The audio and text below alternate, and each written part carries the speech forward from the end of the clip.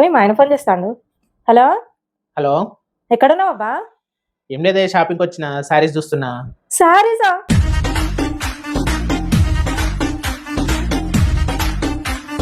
సరే సరే. హలో సన్నీ, మీ బావ నాకు చీర తీసుకొస్తాడట. మరీ ఇంత ఓవర్ ఎక్స్పెక్టేషన్ తట్టుకోలేకపోతుంది బే. అమ్మా, మా ఆయన నాకు చీర కొనుక్కొస్తాండే. అత్తయ్య, మీ అబ్బాయి నాకు చీర కొనుక్కొస్తాడట తెలుసా?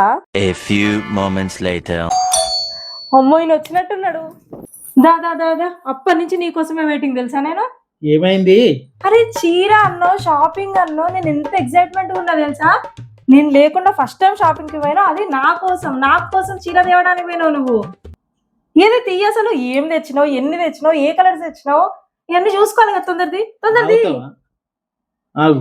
रुको जरा सबर करो. ఏమైంది? నేను ఆఫీస్ నుంచి వస్తా అంటే చెల్లె కలిసింది. దానికోసం షాపింగ్ చేయాల్సి వచ్చింది. దానికి చీరలు కావాలంటే 2 చీరలు తీపిచ్చి వచ్చిన. అంటే నా కోసం కాదు చీరలు, నీకోసం అని ఒకటి చెప్పిండు.